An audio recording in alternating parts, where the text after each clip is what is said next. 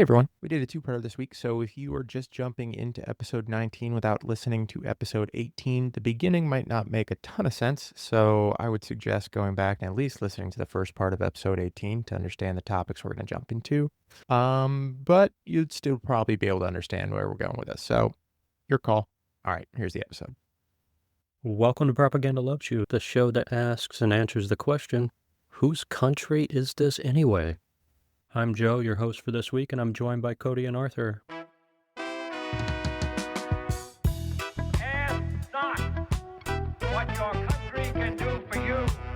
Ask what you can do for your country. We shall fight on the beaches. We shall fight on the landing grounds. Mr. Gorbachev, tear down this wall.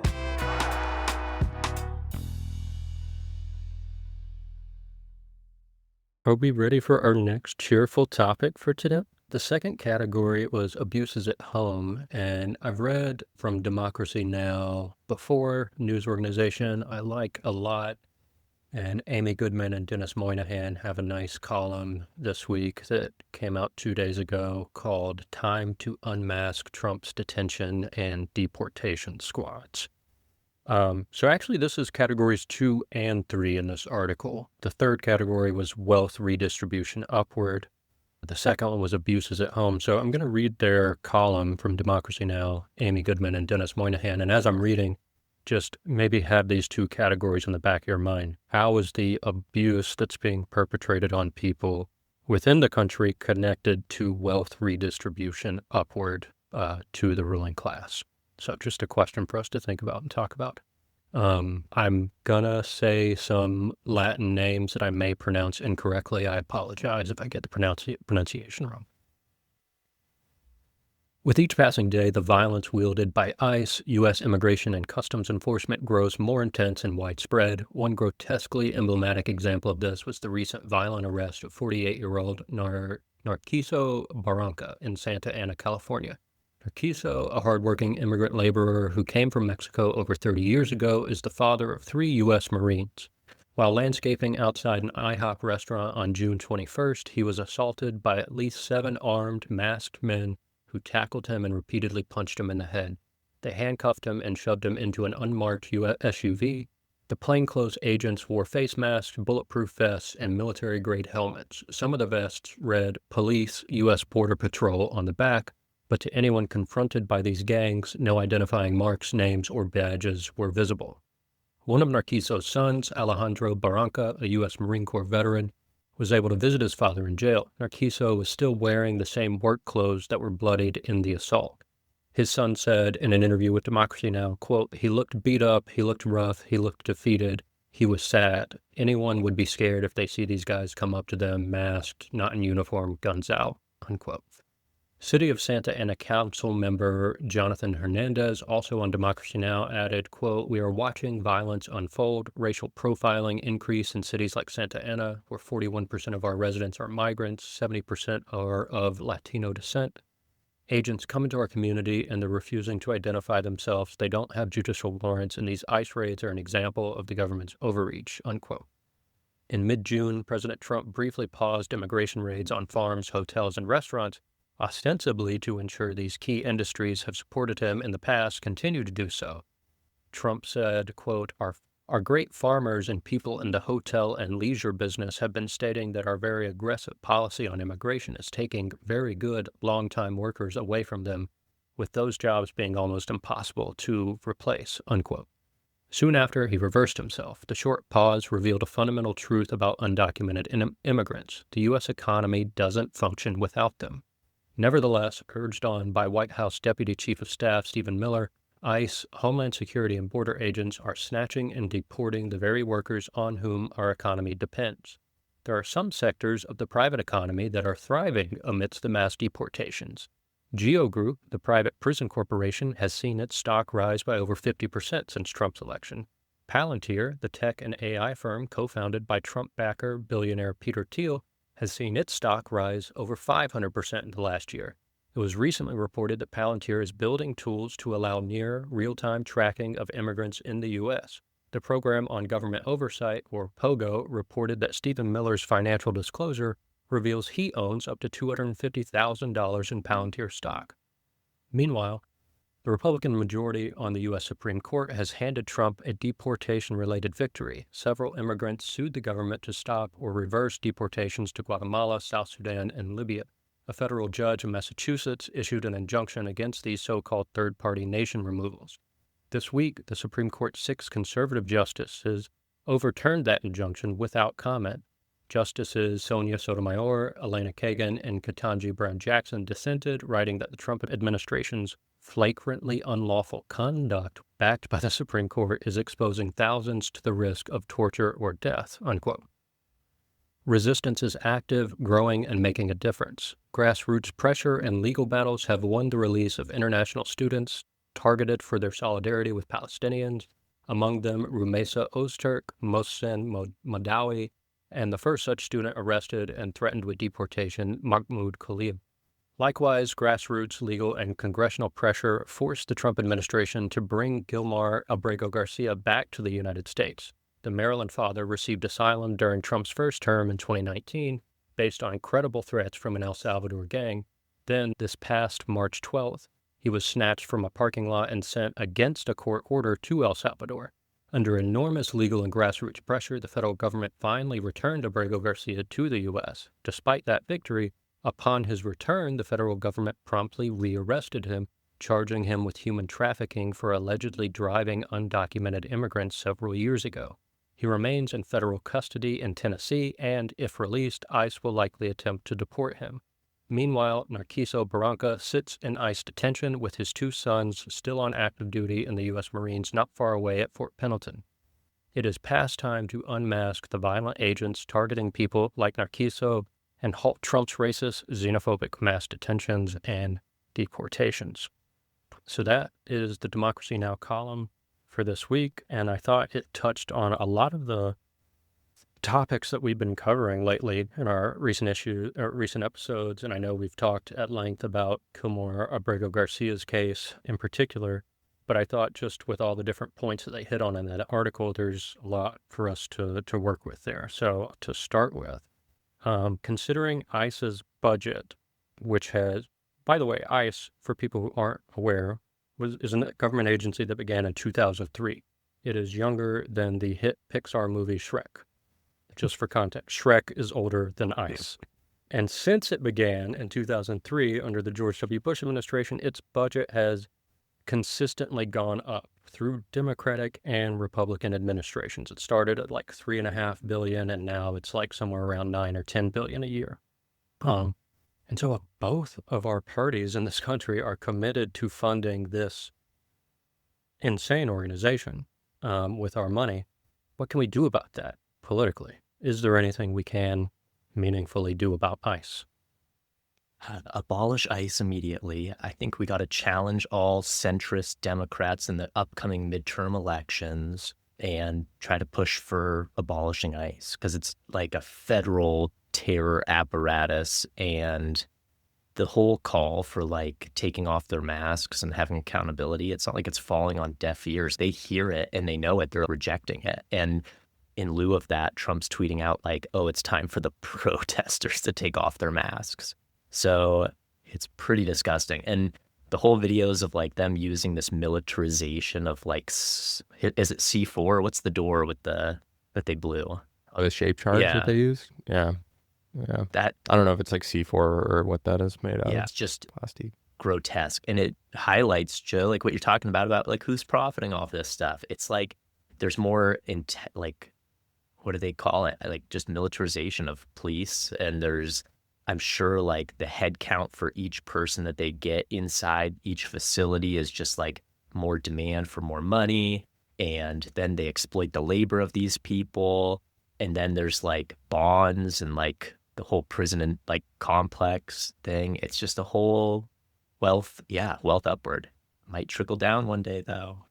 Hillary Clinton says it might. Yeah, and it's like, I'm glad you mentioned that, because it's so important to remember that the 13th Amendment gives legal constitutional cover for turning any incarcerated person effectively into a slave. Like, regardless of due process, once they arrest a person and put them under the legal auspices of, this person committed a crime, they're arrested, they can be a slave. You force them to do labor under the 13th Amendment. And there's a reason why we have the largest, by far, largest prison population of any country on the planet as a per capita whatever. 25% of the world's prisoners in this country, only 5% of the world population. It's vastly out of proportion with what it should be, even if you believe in incarceration as like a meaningful institution. The other thing I was going to say is about like the history of ICE. I mean, to me, ICE, the timing of ICE in the middle of Bush's first term and, all the heightened rhetoric about the war on terror and everything like that, it seems connected to that in a big way. One of the things we talked about a lot in grad school when we were critiquing institutions from a historical perspective is that the institution takes on an identity of its own. You have the individual people who work there, which you can say whatever you want about, but the institution itself has this self-perpetuating drive. The institution wants to reproduce itself. So once it's set up, it wants to grow, it wants to extend its influence regardless of whether you agree with its mission or not. The institution is going to try to grow. And you see the same thing with universities as institutions. You can see tuition skyrocketing year after year, administrative roles getting bigger and bigger checks, professors getting smaller and smaller. You can see the same thing happening in any kind of institution, whether it's military, academic, whatever. The institution will take on a life of its own and try to grow and grow and grow. And yet looking at it from that perspective, you have to stop and ask, and I come to the same conclusion as you, Arthur, like bad institution, it needs to go. Abolish ICE, right? Let's take that money and put it somewhere else, like homelessness, for example. Why do we have between 500,000 and 1 million people unhoused every year in this country when we have 783 billionaires or whatever that specific number was? There's money here that can easily be used to make lives better for people who are suffering. But again, whose country is this anyway? Are we sure it's ours, as in the people, or is there a small club that we're not invited to join? Then it's actually their country and we're just living in it. I was just looking up some of the history on ICE, and completely agree with you. It was formed after September 11th, along with the Department of Homeland Security, when that actually came together, merging of Immigration and Nationalization Services and United States Customs Service, and pulled into this one organization, ICE. But I did want to mention, to your point too, about organizations just growing. That saw that constantly, right? You'd have an organization that stands up for this little specific niche mission like thing, and before you know it, it's like, well, we need $20 million, and and what that usually happens is because, like, well, now we need to spend X amount, and then they're looking for more mission, right? Like, it's mission creep is what people call it. So it's always like, oh, like, I know I'm supposed to be focused on this very specific thing, but if I use my technology for this, right, like, then I can get into this space, and then I get more money, I get more funding, my organization grows. So I constantly saw that.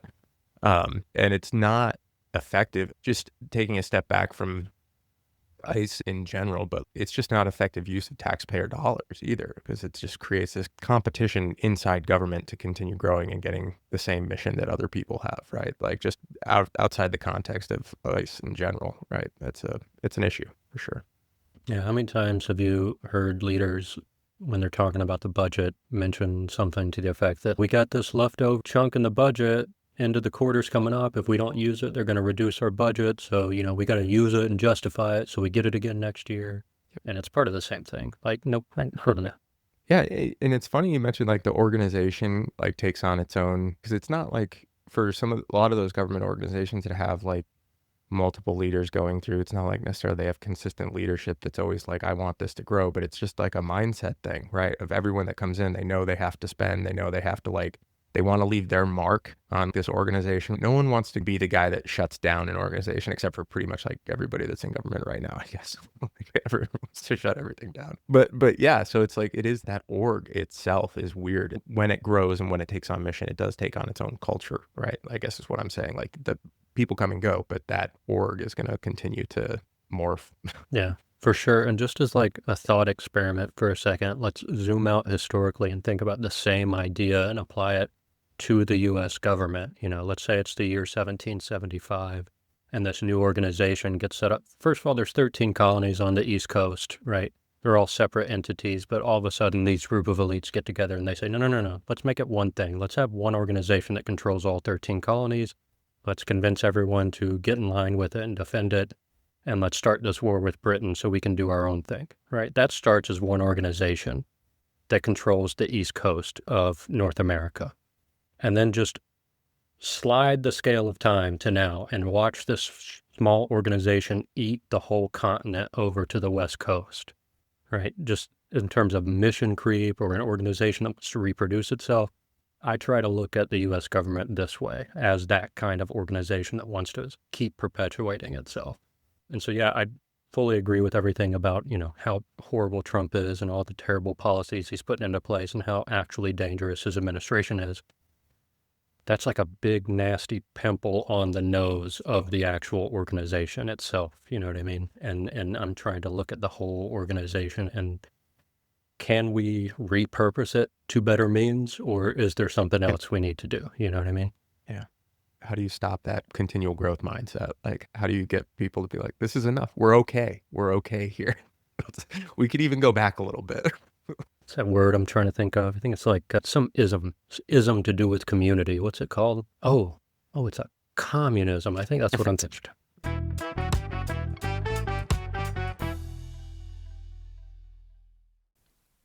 We now take you live to the White House press briefing room. Secretary Levi, can you comment on the growing concerns around Graywater Securities' domestic deployments? Specifically, reports of their involvement in managing protests in U.S. cities? Thank you for the question. Graywater operates under legally flexible contractor frameworks. When local authorities request assistance in maintaining civic flow, Graywater provides structure, presence, and deterrence. But those aren't war zones. Those are high schools, public parks, labor rallies. Which is exactly why discipline matters. Graywater doesn't escalate, they resolve. Their integration with foresight ensures action is grounded in data, not reaction. These aren't combat operations, they're stability engagements. Isn't that a violation of constitutional protections? If those people wanted constitutional protections, they should have complied.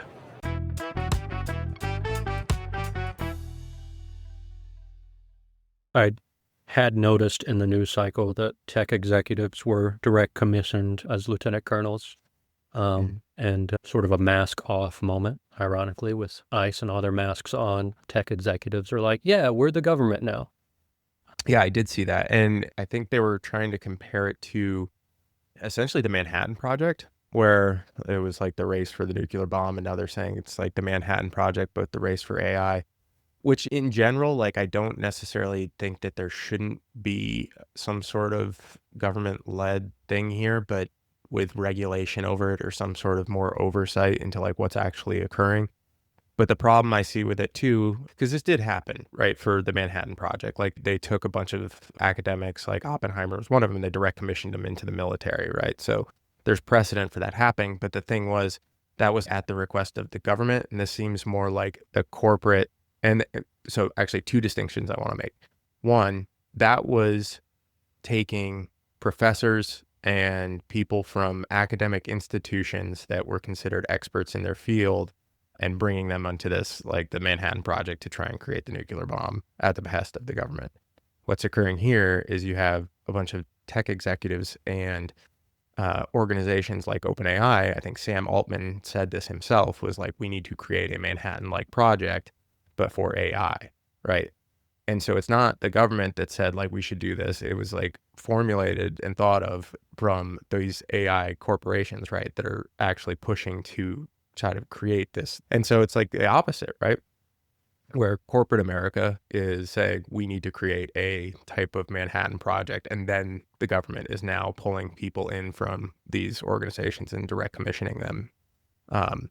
So I think there's some differences there between those two things that we could probably point out. But yeah, it's concerning, I would say, especially with Palantir being just thrown up as like the corporate sponsor for everything these days for the US government. They're trying to like connect those two things right there. It's not good. Not good. Yeah, it's like it wasn't Palantir's deal like spearheading this whole Silicon Valley like fractionalism. We're all in charge of our local cities. Fiefdom. Yeah. Like it's just like capitalism is protecting itself, like its capital in this, there's raw materials and then there's the digital age, and it's pressing forward in that. And it's just going to lead to more militarization of tech, I'm sure, and like the policing of people and mass control. If you've read or watched The Lord of the Rings, Palantir is the little scary fireball that Sauron can see everything through. And like, they're not even trying to hide their intentions, right? It's mass surveillance, especially right now in the context of all of these racist deportations. The more they can surveil and track people that they want to enslave or kick out or abuse or whatever, the better. So that's what they're doing. And the whole Manhattan Project thing, like, we don't have to get into all that necessarily, but I also think that was a huge, huge mistake. Not even a mistake, like just pure, you talk about terrorism. You're vaporizing civilian city populations with a bomb when you've already won the war. There was no need to drop the bombs, 2 of them on civilian populations in Japan. And Howard Zinn in A People's History of the United States has a lot to say about this event in history and how, I think it was Nagasaki, not Hiroshima, but Nagasaki, the military got credible intel before they dropped the bomb that there were U.S. military POWs in Nagasaki. And the message that the people dropping the bomb got back after that was plans need to proceed as scheduled. No change in plans. Drop the bomb. So they knew, like, regardless of what you think about Japanese civilians being vaporized, even U.S. POWs knowingly there, they were like, yeah, go ahead, drop it. We don't care. There was no strategic purpose to drop the bombs. You didn't need to. We're the only country in the history of the world who has dropped nuclear weapons on civilians. Maybe other countries have tested them. I don't know about that, but we're the only ones who've ever used them. Yeah, so talk about terrorism. If there's anything that counts as terrorism, I mean, come on.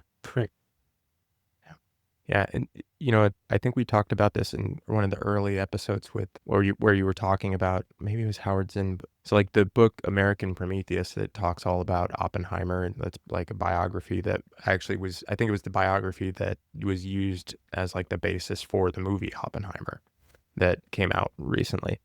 But a lot of that is in there in one of the later chapters. Basically, like, there was a lot of conflict back and forth, like, okay, well, we've developed this thing, but the war is over in Germany, and like, we're hearing that Japan is ready to come to the table. So like, why are we doing this sort of thing? And it was like, it kind of talked about that for like one of the chapters. But the thing is, like, that's like one little part of the book. And then it's like this massive ode to Oppenheimer. And, it does go into like his conflict on that and whatnot. I mean, it's a fascinating read anyway, regardless, but it just made me think about that point from Howard Zinn, like, you can mention it, you can talk about it, but like, where's the emphasis put on this thing? It's immortalizing that, as a great achievement, basically.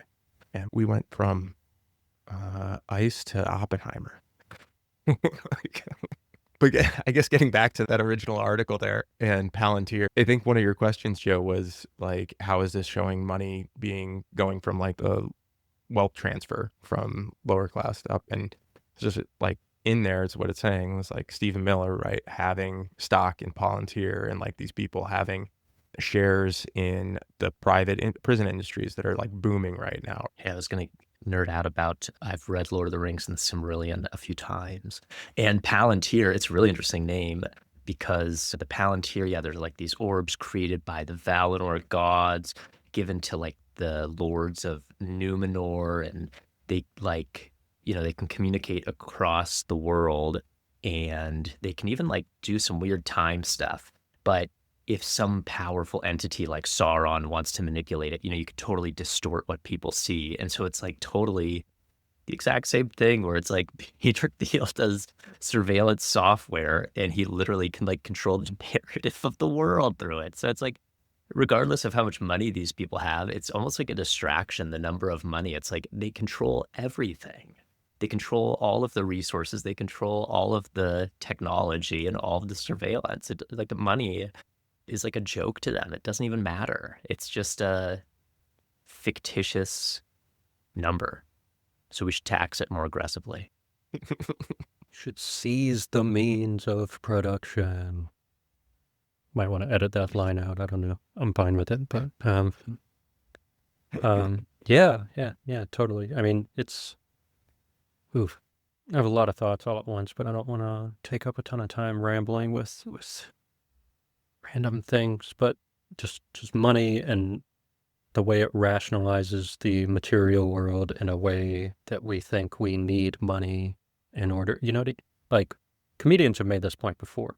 Before we invented money and all these systems of economic control, like food just grew. It's like just walk around. Food is out there. It's on the trees, on the floor. You can hunt, you can fish, you can pick vegetables and fruits. You can build little huts. Like you can live, you know what I mean? I'm not making a very articulate point, but money as a means of controlling people is something to explore here.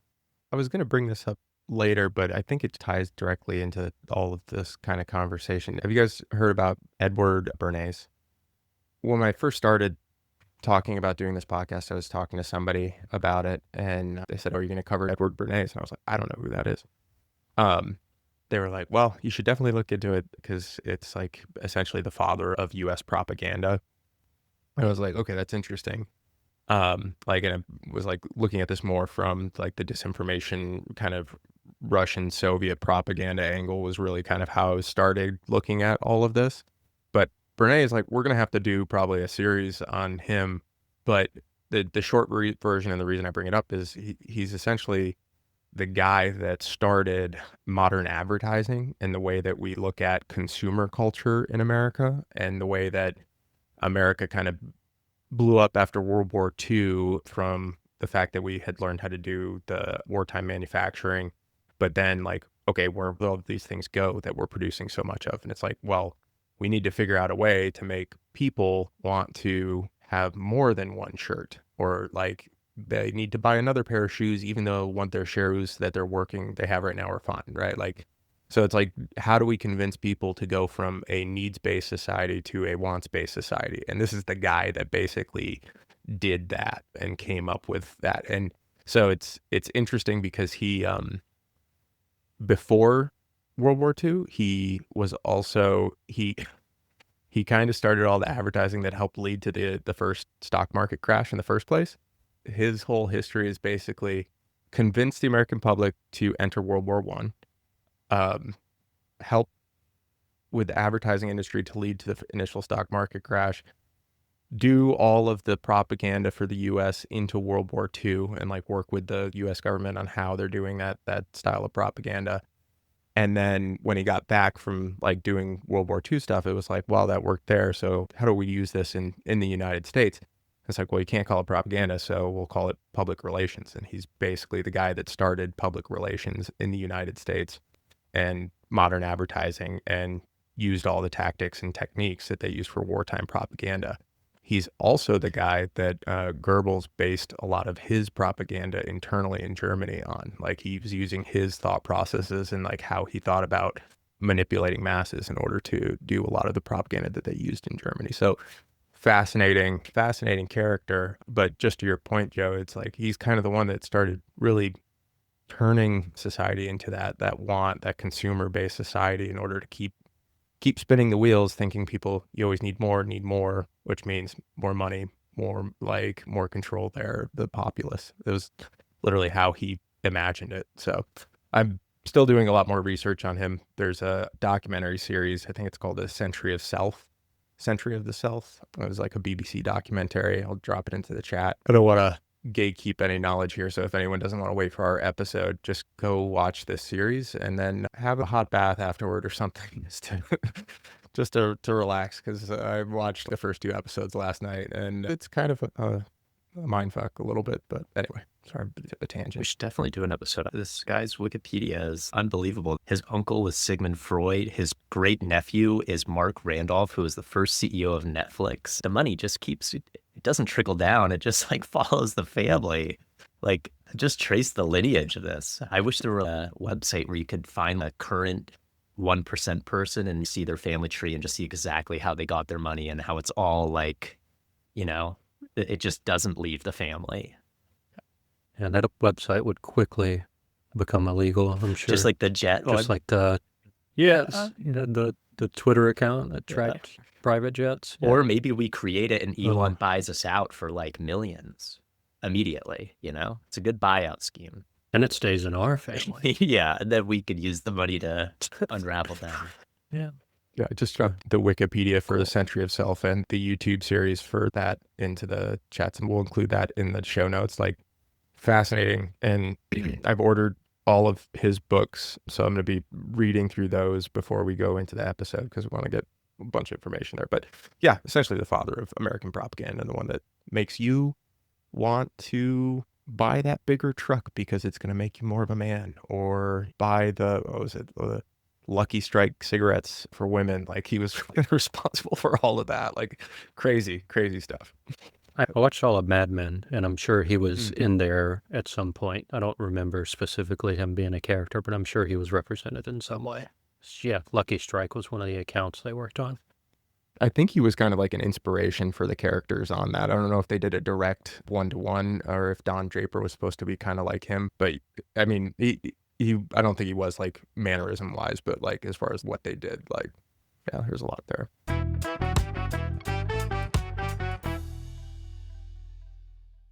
Please stay tuned for a word from our sponsors.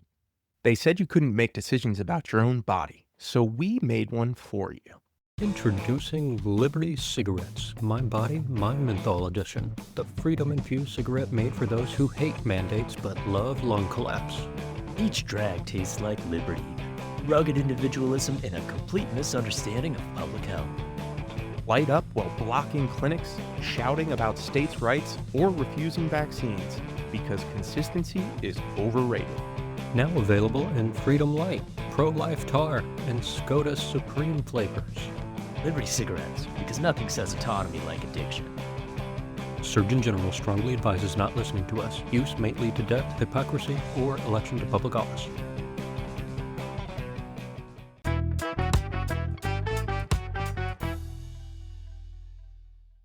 The last thing I have for today, if you guys have anything else you want to talk about, feel free. I wanted to talk briefly about the Planned Parenthood Supreme Court decision among all the Supreme Court decisions that came out. On the surface, it's about this whole cultural argument that's been going on in the U.S. for several decades now about abortion. The Supreme Court basically gave the go-ahead for the state of South Carolina to deny Medicaid funding to Planned Parenthood. I want to read a little bit from this Guardian article that explains, at the end of the article, the last 4 paragraphs or so, that explains some of the details of the decision, because I think the implications of it have to do with a lot more than just abortion. I put this in the category of the 4 I mentioned at the beginning of the show on limits on freedom. Maybe we can just talk about that. Not only does our government do abuses abroad and abuses at home and redistribute wealth from working people up to the wealthy, but they also find ways to limit our freedom and control the way we live our lives and the things we can do. I'll just read from the Guardian article now. It says, quote, "The Thursday ruling marks a major victory for the right-wing legal powerhouse, Alliance Defending Freedom, which represented South Carolina in the case, and for its fellow anti-abortion allies. The case is part of a long-standing effort by anti-abortion activists to defund Planned Parenthood by cutting it out of Medicaid. Of the 2.4 million people treated at Planned Parenthood each year, almost half use Medicaid. The court's 3 liberal justices, Sonia Sotomayor, Lena Kagan, and Ketanji Brown Jackson, the same 3 names from the other thing I read, dissented from the majority. In her dissent, Jackson argued that Thursday's ruling not only undercuts the rights of Medicaid beneficiaries, but also participates in a project of stymieing one of the country's great civil rights laws by hollowing out the Civil Rights Act of 1871, which strengthens people's ability to go to court when a state violates their federal rights. Jackson wrote, quote, "Today's decision is likely to result in tangible harm to real people. At a minimum, it will deprive Medicaid recipients in South Carolina of their only meaningful way of enforcing a right that Congress has expressly granted to them. And more concretely, it will strip those South Carolinians and countless other Medicaid recipients across the country of a deeply personal freedom, the ability to decide who treats us at our most vulnerable," unquote. Reproductive rights supporters also decried the Thursday ruling.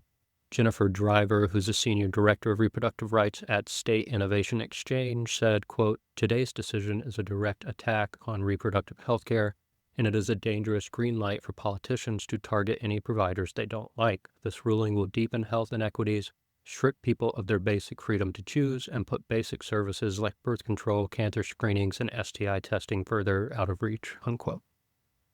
And so the reason I want to talk about this is like a limit on freedom is not only is it a limit on reproductive freedom for people with uteruses who are at risk of not just getting pregnant, but getting pregnant through rape or abuse or some way like that, also having that right taken away from them.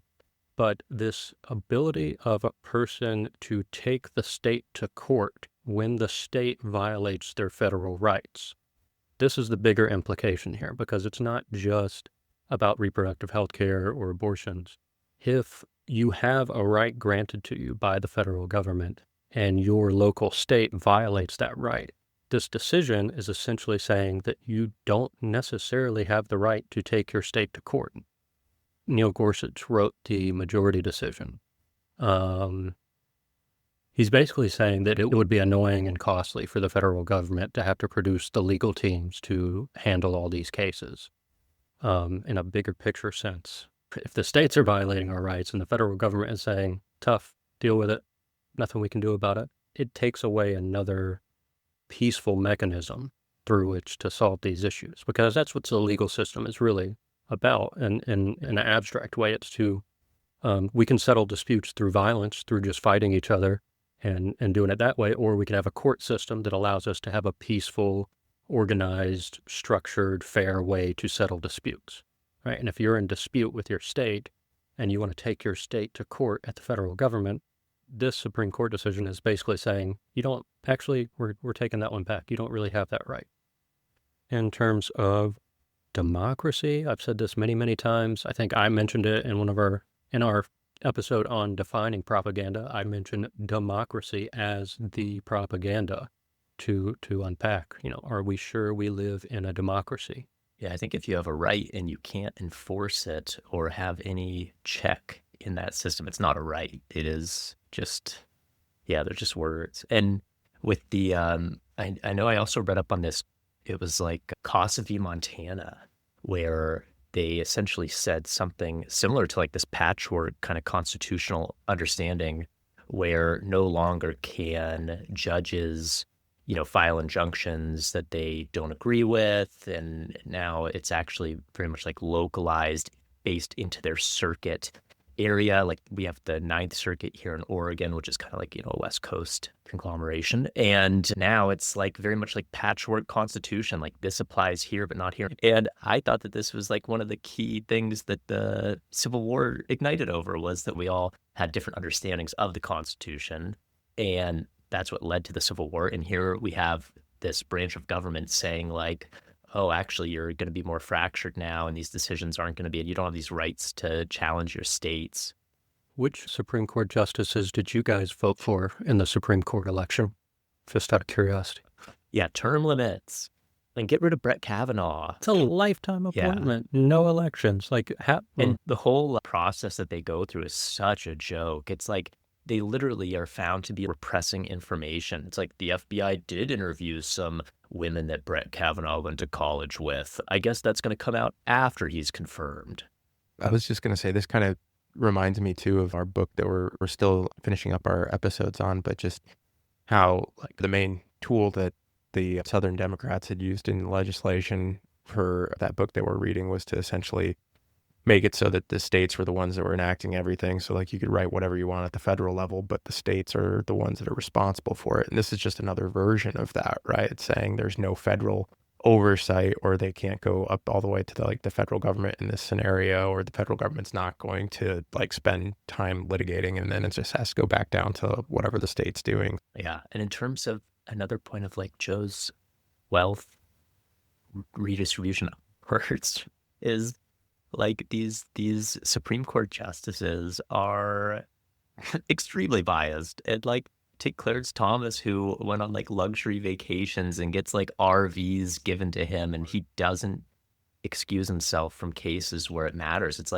only years after this are we going to find out that they're profiting in X way, and here we are left holding the bag. And it's disenfranchised or marginalized groups are disproportionately affected by these things, like Medicaid. They are on Medicaid, and you're basically saying oh, these people who are marginalized, you don't have rights. Because really, it's not middle class, upper class white people that are going to be challenging states' rights around whether or not they enforce Medicaid laws. It's just more racism, and it's almost like we never decided about slavery, and maybe we need to redo it. Yeah, exactly. Redo slavery? Redo the decision. Not redo slavery. Oh my God, redo the decision. Yeah. Yeah. Happy belated Juneteenth, by the way. Yeah, it's totally to your point too. There's so many examples you can point to where rules, laws that limit people's freedoms or control the way people can behave in society because of the unequal distribution of wealth only exist for people who can't afford to pay the fine. When I remember seeing news articles when Jeff Bezos was building, he bought some private residence in DC, and he was having it renovated for a long time, but basically just let a car sit out front and rack up $17,000 in parking tickets, which is, a penny to him. Just flick a penny at it and it goes away. But no normal person can afford to do things like that. And the same thing with healthcare. People on Medicaid depend on these low cost or free services in order to access basic services for reproductive rights.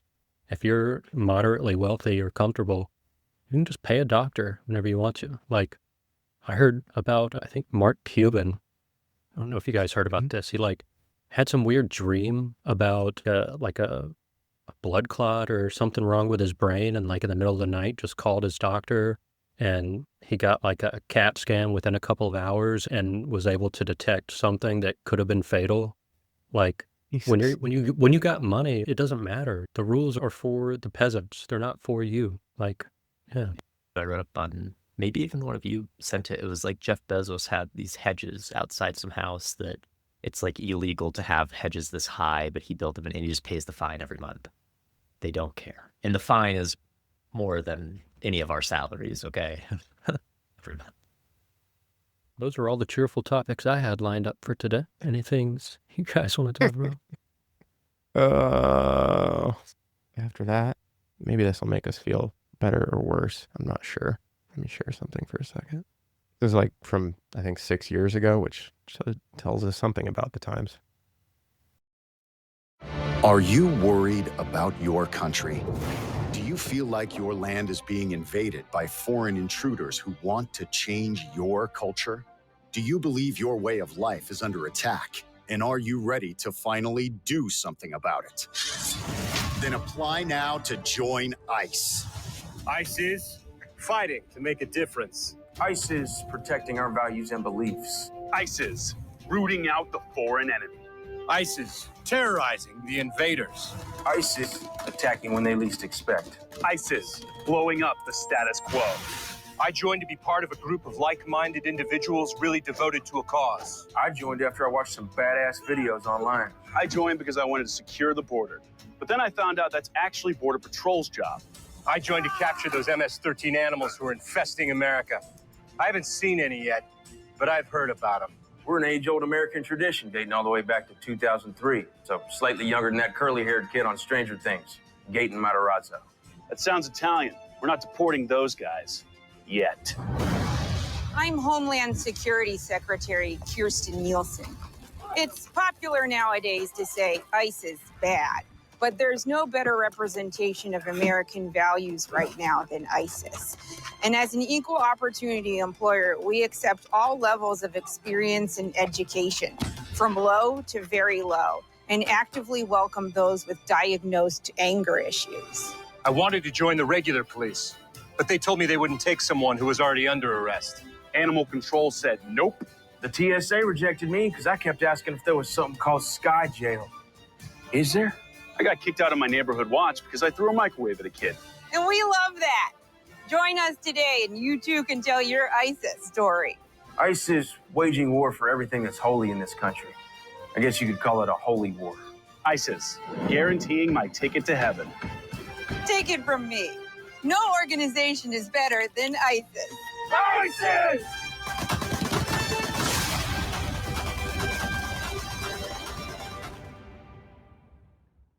I don't know if that made you guys feel better or not, but at least made me laugh a little bit. And also, yeah. I hate how long it took me to figure out it was fake. I think it was after like the 5th or 6th repetition of ISIS. It's like, wait a minute. Hold on a second. Yeah, that was A Break with Michelle Wolf. That was, I think it's still on Netflix, but yeah, it was one of the clips from that. And yeah, I think that was 6 years ago when that came out. So, wow. I don't know what that says about the times, like the masks and stuff. I don't know if that was a thing then as much as it is now, but yeah.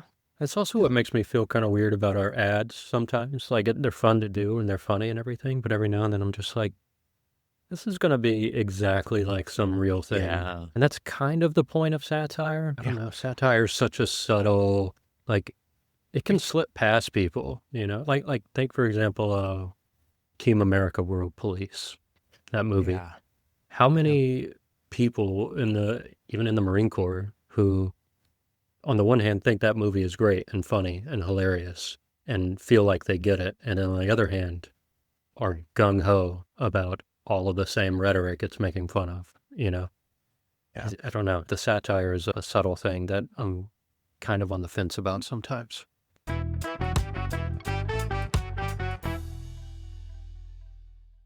One update I've got. I did the one-on-one interview. So like, I think we talked about this in like very early episodes with the run for something. Bernie did like a call for volunteers that were interested in either campaigning or helping. And so I followed that process all the way through to the point where you basically do a one-on-one interview with a run for something volunteer.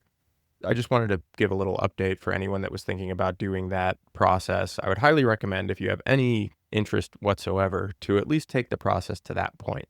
Because I think like at that point you get a lot of really good like materials. They will hook you up with people in your area that would have the best idea on the general political atmosphere for that area. So they'll connect you with advocates, a bunch of resources afterwards. And then it's from that point, it's really on you, right? Like if you say like, yep, I want to keep going with this, then you got to put in effort and make that decision.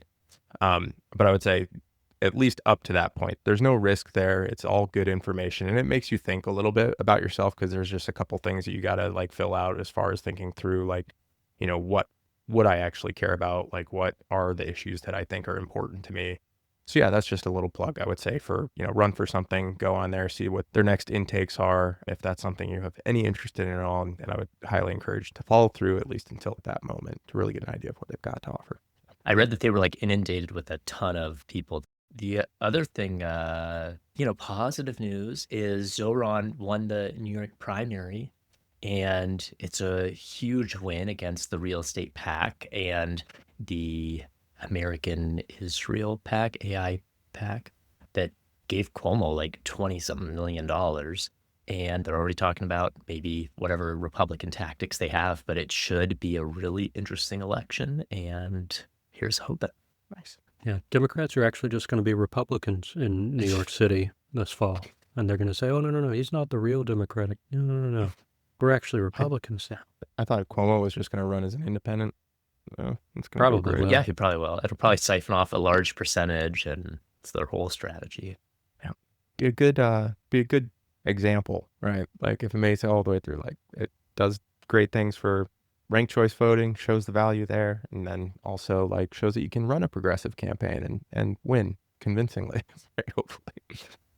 Rooting for New York, though. People can do it.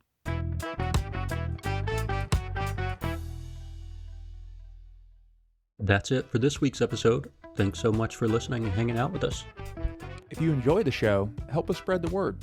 Leave a rating or review and share it with your friends, family, or anyone who would get something out of these conversations. Your ratings, reviews, and shares help this show grow. And the more people listening, the harder it is for propaganda to win. So until next time, stay aware, stay safe, and remember, propaganda loves you.